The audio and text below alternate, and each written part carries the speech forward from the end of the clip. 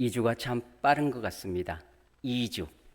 벌써 2주가 지나서 이렇게 수요일 날 인사드리고 또 말씀을 전하게 됐습니다. 오늘 기도한 김영미 권사님 공식적으로 예배상에서 첫 권사님으로 기도하시지 않았나 생각됩니다. 뭐 개인 얘기는 아니겠죠. 어려서부터 몸된 교회 안에서 성장하고 또 세월이 흘러서 권사님까지 되셨습니다. 인생의 환난과 인생의 희로애락을 다 몸에 안고 살아오셨을 것이고 또 신앙적으로도 연단 받으셨을 텐데 이제 권사님으로서 더욱더 성숙된 모습 속에서 많은 이들에게 유익되어지는 천국의 은혜가 성도들에게 또 유익이 있어지기를 집사님, 권사님뿐만 아니라 모두에게 있어지기를 원합니다. 예.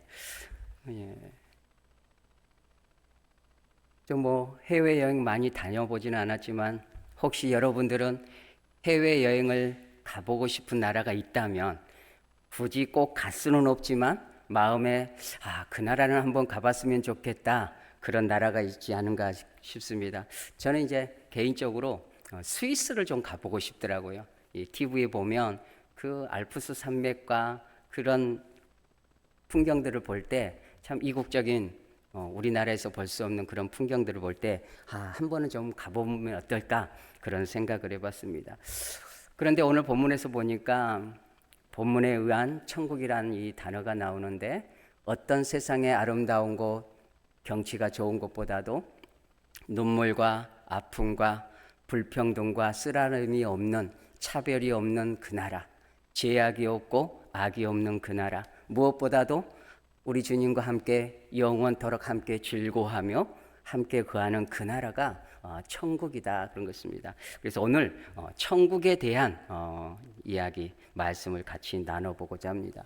오늘 본문은 이제 짧게 읽었습니다만은 제가 한번 그려본 이 마태복음 13장에 7가지 비유가 나와요. 그래서 보통은 어떤 설교 구조상 한꺼번에 이걸 설교하기란 상당히 쉽지가 않습니다. 그래서 하나하나 쪼개서 이렇게 설교하기도 하고요.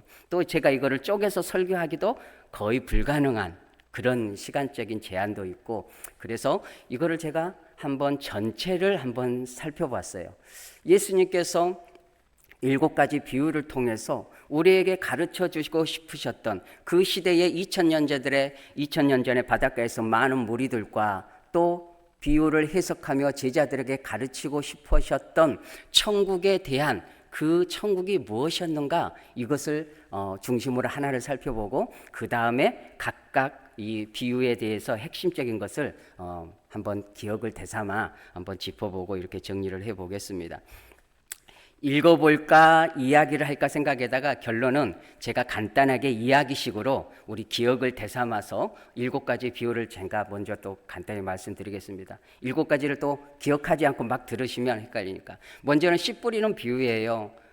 씨를 뿌렸는데 4가지 밭이 있는데 길가에 뿌려지고 돌밭에 뿌려지고 가시 엉겅퀴에 가시밭에 뿌려지고 그리고 옥토에 뿌려진다. 씨앗은 다 동일했으나 그 떨어진 땅의 상태에 따라서 결실이 있고 없고 100배, 60배, 30배 결실의 차이가 있다. 그건 보통 전통적 해석으로 보면 그 씨앗을 받는 사람의 심령과 마음의 상태에 따라서 그 결실이 달라진다. 씨앗은 동일하잖아요. 보리밭에 보리 뿌리면 그 보리는 대부분 다 좋아요. 마음의 밭의 상태에 따라서 달라진다. 그 다음에 가라지 비유가 나옵니다. 분명히 주인이 농부가 좋은 알곡들을 뿌렸는데 밤에 자고 일어나 보니까 곡식을 뿌렸는데 자고 나니까 가라지가 난 거예요. 그러니까 종들이 일어났을 때 주인님 좋은 것을 뿌렸는데 왜 가라지가 났습니까? 악한 마귀가 뿌렸구나. 그러면 그걸 지금 당장 뽑아버립시다. 아니다. 추수 때까지 가만두어라. 가라지를 뽑다가 곡식마저 좋은 것마저 뽑을까 염려스럽다. 가라지의 특성은 땅속에 뿌리가 좋은 곡식과 뿌리가 엉켜 있다는 거죠. 그래서 가라지를 푹 뽑으면 따라서 곡식이 뽑힌다는 거죠. 그러나 추수 때는 가라지를 훑든 쥐어뜯든 상관이 없다는 거죠. 알곡도 추수가 되었기 때문에 잘 익었기 때문에 다 곡식을 베는 때이기 때문에 그렇다는 겁니다. 그래서 마지막 때까지 드러난 그 때가 나타난다. 그리고 또 한 가지는 이제 겨자씨예요. 세상 씨앗 중에 작은 씨앗 중에가 하나 겨자씨 씨앗인데 아주 작고 작은 이 씨앗이지만 그것이 성장하고 자라났을 때에 나무와 같은 참새가 앉아서 안식을 누릴 만큼 성장한다. 그의 확장성을 얘기하는 거죠. 그리고 누룩에 대한 것도 이 반죽 덩어리에 누룩이 들어갔을 때 밤사이에 부풀어서 성장하고 확장되어지는 그러한 비유입니다. 그리고 이제 보화의 비유인데 밭에서 농사를 짓다가 쟁기에 탁 걸리니까 보니까 보화의 금덩어리예요. 항아리가 걸렸던 그 안에 보화가 있는 거예요. 그러니까 그걸 당장 훔쳐서 달려가지 않고 집에 돌아가서 자기 걸 다 팔아서 더 가치 있는 이 보화를 소유하려고 그 밭을 샀다는 거죠. 당시에 보니까 아무래도 전쟁통이나 은행이 없었잖아요. 그래서 전쟁통이나 그런 것이 나기 때에 빼앗기지 않기 위해서 밭에 감추는 거죠. 그런데 그 주인이 아마 생존하지 않았을 가능성이 많죠. 100년이 지났든 200년이 지났든 어느 날 그 밭을 빌렸던 사람이 그걸 발견한 거죠. 그래서 더 가치 있는 것을 발견했을 때 무엇을 위해서 버리고 무엇을 얻을 것인가, 가치의 선택적 삶을, 방향을 얻는 것이다. 그리고 진주 장사가 나오는데 어떤 진주보다 귀하고 아름다운 진주를 찾고 구하는데 그 진주를 발견한 거예요. 인생 최고의 진주를 발견한 거예요. 그렇다면 그 진주 장사는 그 가치 있는 것을 얻기 위해서 동일하게 다른 것도보다 이 진주를 얻기 위해서 다른 것들을 희생하는 걸 보게 됩니다. 마지막에 그물 비유인데 이 어부가 그물 안에 들어올 때 특히 유대인들은 좋은 먹어야 될 음식과 먹지 않아야 될 음식이 육지뿐만 아니라 바다에도 있어요. 그물이 있거나 비늘이 없는 것은 좋지 않은 음식으로 생각했기 때문에 버렸다는 거죠. 그래서 좋은 물고기는 그릇에 담고 헛된 것은 바다에 던져주면 좋겠지만 그렇게 하지 않다. 마지막 때에 모래밭에나 흙덩어리에 던져놓으면 물고기는 죽는 거죠. 마지막 때에도 이렇게 분명한 구별이 있다. 좋은 고기는 그릇에 담고 못된 것들은, 먹지 못할 것은 땅바닥에 버려버릴 것이다. 이렇게 해서 7가지 비유입니다. 그래서 한 번쯤은 이렇게 기억을 되새겨 보면서 같이 이렇게 해보겠습니다. 예수님께서 성령에 이끌려 마귀에게 시험을 받으신 이후에 그 다음의 차례가 세례 요한이 잡혔어요. 주의 길을 준비한 이 세례 요한이 잡히신 것을, 옥에 갇힌 것을 듣고 제자들의 얘기를 듣고 예수님께서 드디어 세상 가운데 메시아로서의 복음, 곧 메시지를 전하기를 시작하시는데 그 첫 메시지가 한번 같이 고백해 봅니다. 회개하라, 천국이 가까이 왔느니라. 예수님께서 세상을 향하여 첫 메시지가 회개하라, 천국이 가까이 왔느니라.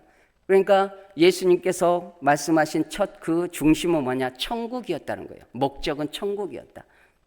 그래서 이 천국에 대해서 본문과 비유를 통해서 좀 살펴보겠는데요.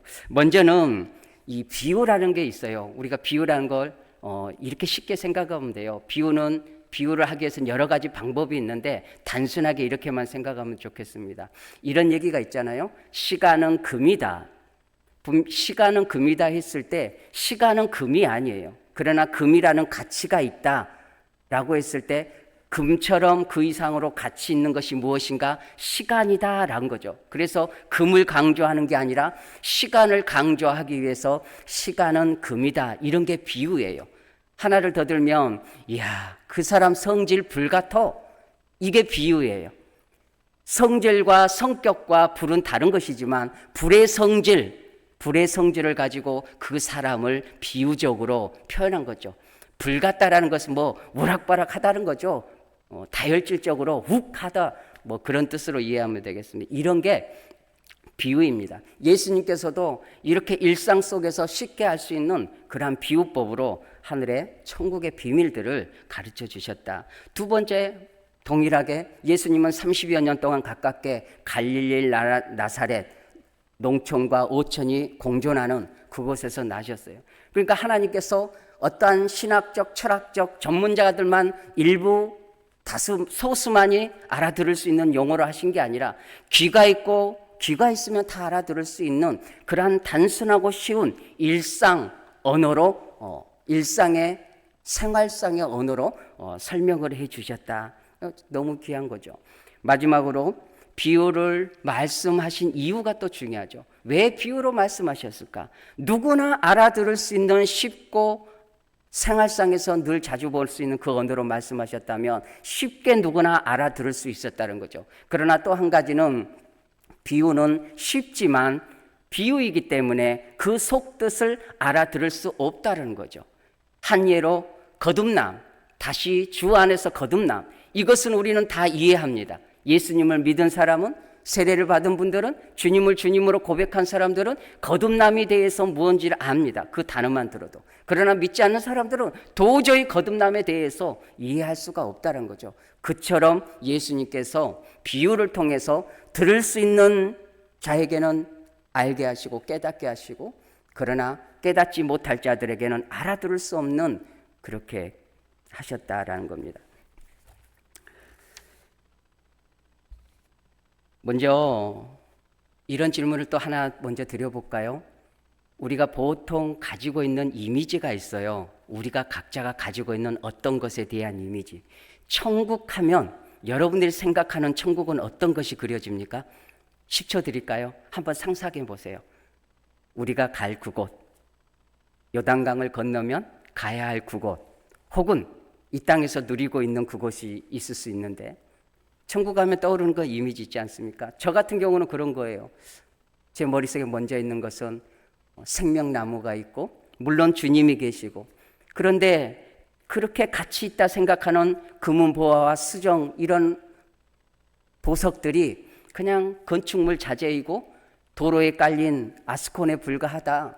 우리가 그렇게 생명 걸어 보고자 하는 그런 물질의 가치가 천국에서는 건축물 자재이다. 물론 건축물 자재도 귀한 것이지만, 그러나 이 땅에서의 그 가치를 비교하면 천국에서는 하찮은 것이 된다. 그런 상상을 해보는 거죠.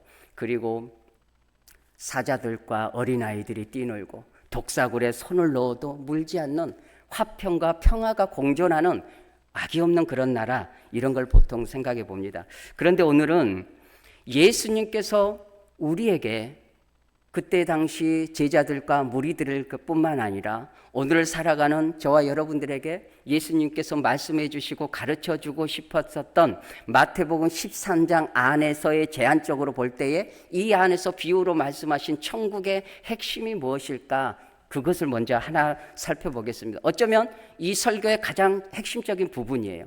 예수님이 우리에게 들려주고 싶으셨던, 가르쳐주고 싶으셨던 천국이 뭐냐라는 거죠. 보통 어떤 것을 가르쳐 주려면 정보를 제공해야 돼요. 스위스를 간다 그러면 스위스에는 알프스 산이 이렇게 있고 설경이 있고 밑에는 꽃밭이 있고 아름다운 풍경을 보여주면서 그곳을 안내해 줘야 되거든요. 우리가 TV에서 가끔 보면 홈쇼핑, 갈치가 있던 사과가 있던 쇠고기 구이가 있던 그 맛있게 먹는 결과치를 가르쳐 주는 거예요. 이걸 먹으세요. 행복합니다. 이걸 드세요. 건강해집니다. 결과치를 보여주는 거거든요. 그런데 중요한 것은 예수님이 이 천국 비유를 통해서 결과치보다 과정의 핵심을 두셨다라는 겁니다. 이게 아주 제가 오늘 이 7가지 비유에서 우리가 잡아야 될 거예요. 분명히 천국은 양면성이 있다는 거예요. 이 천국의 양면성이란 뭐냐면, 주님이 오시는 그날에 혹은 우리가 요단강을 건너면 주님 품에 안겨서 갈 장소적 주님과 영원토록 함께할 천국이 있는 거죠. 길가에 굴러다니는 그 돌이 천국에서는 가치 있는 보석이 있는 것처럼 그러한 나라에 우리가 가는 장소적 결과적인 천국이 분명히 있다는 거예요. 또 한편으로는 예수님께서 오늘 우리에게 가르쳐 주시는 것은, 강조하신 것은, 제자들에게 강조하신 건 뭐냐, 그 나라를 위해서 현재적 지금 이 시간에, 이 우리가 살아 생존하는 시간에 누려야 될 천국과 준비해야 될 제한된 시간 속에 있는 천국을 제자들에게 가르쳐 주셨다라는 거죠. 저는 늘 천국 생각하면 가서 누리는 천국을 더 많이 기대한 거죠. 그래, 참자, 견디자, 바라보자, 고대하자, 주님 오신 날을 고대하자. 그 신앙이 맞아요. 맞아요. 그런데 그 신앙의 양 한 면도 있지만 우리가 생전에 살아있는 이 시간 속에 현재적 과정 속에 있는 하나님의 나라에 대한 그것을 더 또 한 면으로 우리가 가지고 가야 한다라는 거죠. 이미 우리는 저와 여러분도 우리에게 주어진 역량 속에서 그것을 위해서 지금도 달려오고 그것을 위해서 또 주어진 직분이 있고 주어진 뜻 안에서 몸된 교회에서나 세상 속에서 그러한 역할을 해가고 있는 것도 있습니다. 이제 마태복음 11장 12절에 그러한 뜻에서 말씀하신 것이 뭐가 있냐면 세례 요한의 때부터 지금까지 천국은 침노를 당하나니 천국이 침노를 당한대요. 침노하는 자는 빼앗느니라. 침노한다라는 뜻은 원래는 부정적인 뜻이에요. 선을 넘다, 전쟁을 빼앗다라는 뜻이에요. 그런데 긍정적 뜻에서 천국을 침노한다는 것은 천국을 위해서 힘쓰는 자, 애쓰는 자, 희생하고 가치를 위해서 투자하는 자, 이런 뜻에서 천국을 침노하는 자, 좋은 것을 위해서, 좋은 가치 있는 것을 위해서 기꺼이 희생을 감수할 수 있는 자, 우리는 주님처럼 십자가에 못 박혀 죽을 수는 없을지라도 그 밑에서 그늘이라도 바라보고 주님의 그림자를 따라가고자 하는 그러한 성도된 제자된 삶을 이 땅에서 제한된 시간이 주어진 시간 속에서 그 길을 가야 한다는 거죠. 천국은 침노하는 자가 빼앗는다. 가만히 입 벌려 감 떨어짓 기다리는 그러한 감각 없는 자세가 아니라 주어진 시간 속에서 침노하는 자가 천국을 얻는다라는 거죠. 그래서 정리해 보면 우리 신학교에서 배울 때 이 두 가지를 배워요. 이미와 아직 아니. 여러분 여러 번 들으셨을 거예요. 이걸 꼭 설명해야 되거든요. 이제 정리하면서 이렇게 말씀드립니다. 그리스도 안에서 하나님의 나라는 이미 완성되어졌어요. 이미 되어진 줄 믿습니다. 할렐루야. 예, 걱정하실 필요가 없는 거예요. 주 안에 있으면 내가 부족해도 내 의로 가는 것이 아니기 때문에, 내 열심으로 가는 것이 아니기 때문에, 내 직분으로 가는 것이 아니기 때문에 못나도 부족해도 부끄러워도 주 안에서는 다 가게 되는 거죠. 예수님께서 십자가에 못 박혀 죽으실 때에 양편에 강도가 있었잖아요. 한 편에 있는 강도가 그런 거죠. 주님의 나라에 임하실 때에 나를 기억하소서. 주님의 나라에 임하실 때에 나를 기억하소서. 오늘 내가 낙원에 나와 함께 있으리라. 이 강도가 살인 죄로 인하여 십자가 영을 받는 죄인이 하나님의 나라를 위해서 무슨 일을 했을까요? 아무것도 없어요. 마지막 그에게 주어진 그 짧은 그 시간 속에 주님을 바라본 것이죠. 그 고백 속에도 오늘 내가 낙원에 나와 함께 하겠다. 천국에 내가 나와 함께 가겠다라는 주님의 약속이었는데 그런 강도도 그 고백 하나만으로도 천국을 누리고 소유하는 자가 되었다면 오늘 이 수요 예배 누린 분들에게 목사님이 뒤에 글을 써놓은 것처럼 천국집이 얼마나 아름답겠느냐. 세상의 가치로 천국집이 아니라 주님의 그 가치를 위하여 희생하고 수고하는 그 애씀만큼 우리 안에 그 풍요로움은 마음의 풍요, 영적인 풍요가 크다는 것이죠. 그래서 이렇게 그런 부분이 있고요. 또 이 아직 아니 주님 오실 때까지 진행되어지고 또 함께 만들어 가야 될 천국. 구원도 그런 거죠. 우리가 이미 그리스도 안에서 구원을 얻었습니다. 구원의 확신이 있습니다. 그러나 두렵고 떨림으로 구원을 이루어 가야 되는 거죠. 방심하지 않고 나태하지 않고 할 수 있는 대로 두렵고 떨림으로 구원을 이루어 가라는 것이 우리에게 주시는 말씀인 것처럼 하나님의 나라가 그러한 양면성을 가지고 있다. 이렇게 정리를 해보겠습니다. 이것이 오늘 7가지 비유에서 예수님께서 한 가지 정리하자면 결과적인 장소적에서의 천국을 한 가지도 가르쳐 주시지 않았어요. 오늘 제한적인 마태복음 13장 안에서는 그렇다는 겁니다. 살아있을 때에, 숨 쉴 때에 주어진 시간 속에서 그 하나님의 나라를 침노하라라고 우리에게 당부하신 거죠. 특별히 제자들에게 가르치시면서 주님이 승천하신 이후에 이 제자를 통해서 예루살렘과 온 유대와 사마리아 땅 끝까지 이르러 주님의 죽으심과 부활을 증거할 증언된 자로서의 어떠한 자세로 어떠한 가치관을 가지고 주님의 죽으심과 부활을 증인된 삶을 살 것인가, 이것에 대해서 죽어서 갈 사후의 천국이 아니라 이 땅에서 주어진 시간 속에서 하나님의 나라 천국을 위해서 어떻게 살지에 대해서, 그 가치에 대해서 말씀해 주신 것이라는 거죠. 그만큼 오늘 정리하면서 여러분들도 그렇게 시간 속에서 주님의 몸된 교회와 하나님께 예배드리며 영광을 위하여 이렇게 살아오셨던 거예요. 그것이 이 마태복음 13장에서 가르쳐 주신 현재적 시간 속에서 하나님의 나라 천국을 위한 삶인 것이죠. 그래서 다시 한번 하나하나가 아니라 전체를 볼 때, 그만큼, 다시 말씀드리면 예수님께서 그만큼 주어질 천국도 당연히 중요하지만 시간 속에 주어진 우리 인생 중에 준비하는 그 천국이 중요하다라고 예수님이 강조하신 것이다. 이렇게 정리를 해보겠습니다. 이제는 그러면 그 예수님께서 강조하신 것 중에 몇 가지를 이렇게 비유를 같이 생각해 보면서 한 가지 질문을 해보면서 정리를 해보고자 합니다. 먼저는 씨뿌린 비유인데 앞에서 간단히 설명해 드렸던 것처럼 쉽지가 않죠. 이 풀이라는 것이 여러분들 농사 많이 지어 보셨겠지만 풀이라는 것이 그렇게 극성이에요. 자고 나면 자라나고 뽑아도 또 나고 한 해 지나면 또 나고 끊임없다는 거죠. 끊임없다. 그래서 아주 독한 제초제를 막 뿌리기도 하잖아요. 그러나 곡식이 있기 때문에 마음대로 그렇게 막 뿌릴 수도 없어요. 그러니까 마음의 밭은 끊임없는 농부의 수고와 애씀이 있어야 된다는 거죠. 옥토가 결실 곡식이 잘 익어가기 위해서는 그만큼 농부의 수고와 애씀, 밭 관리를, 마음 관리를 해야 된다는 거죠. 밭의 논에 곡식은 농부의 발걸음 소리를 듣고 자란다라는 그런 말이 있어요. 곡식은 주인의, 농부의 발걸음 소리를 듣고 자란다. 밭을 방치하고 논을 방치하면 곡식을 온전히 거두지 못한다는 거죠. 땡볕에서도 하루 종일 호미 메고 매야 되는 거죠. 그럴 때 가을이 됐던 결실 때 얻는 것이 있다.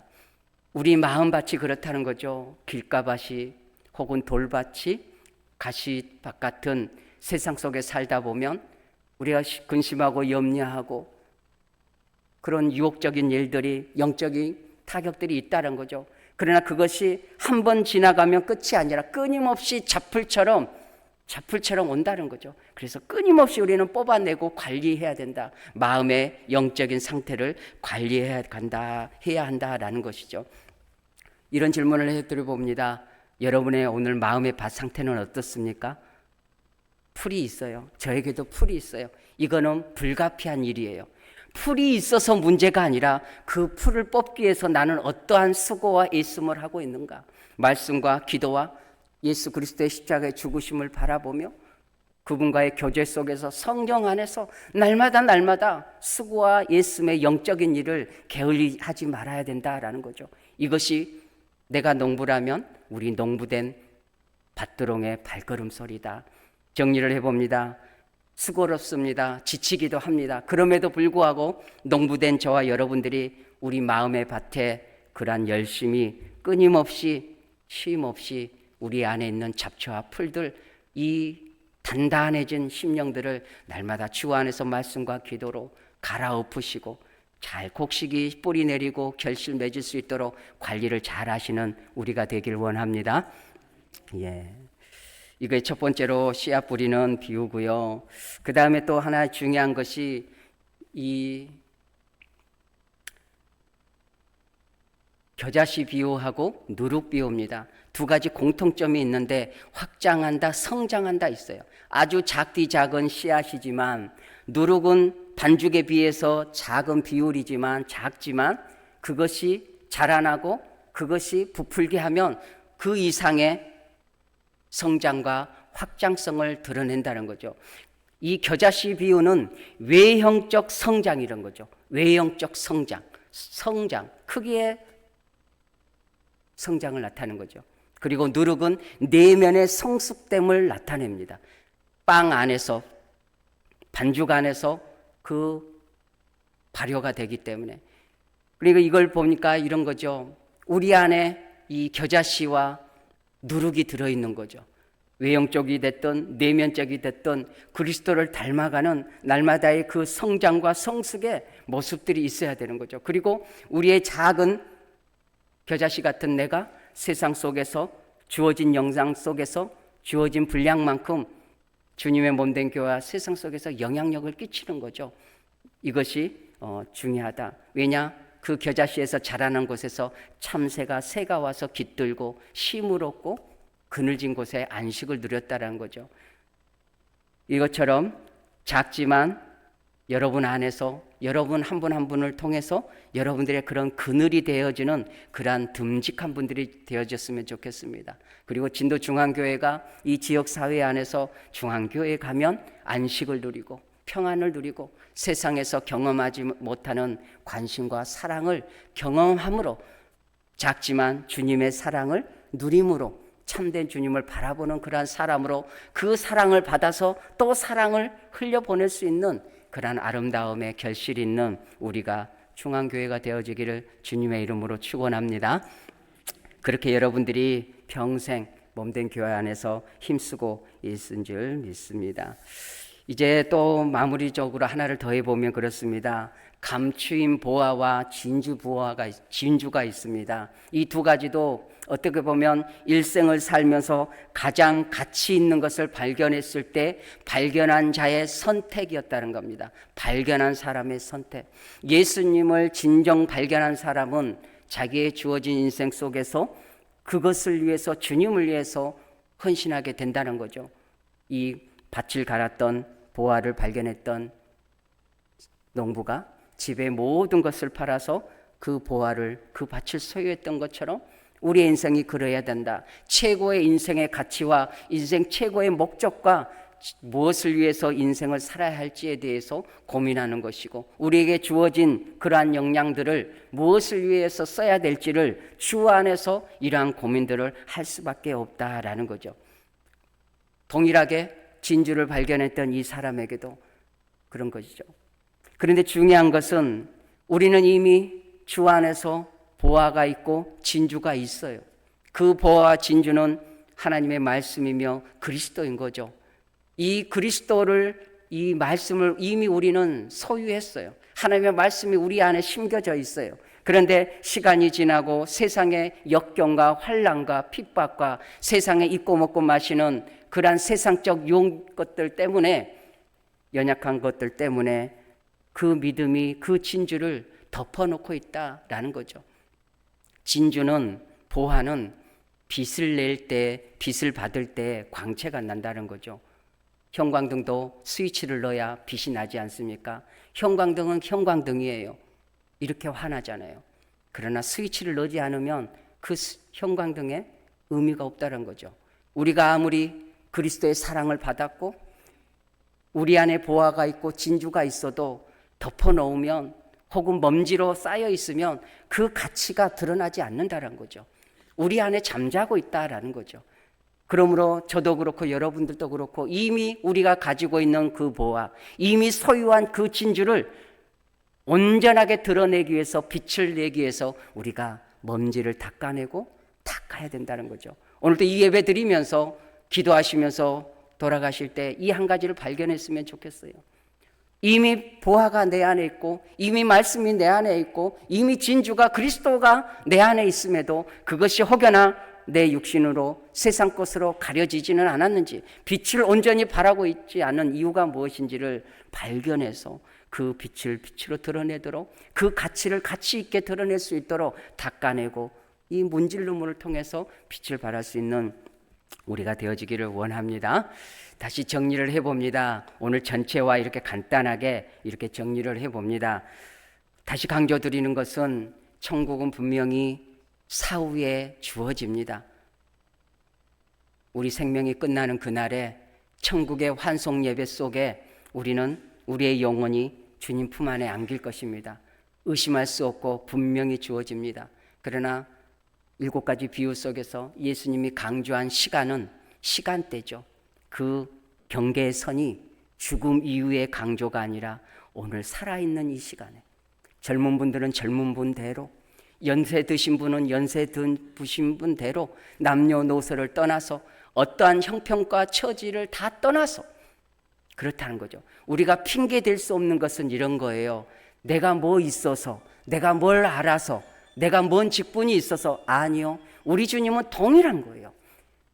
네가 내가 무엇을 가졌냐를 따지지 않는 분이란 거죠.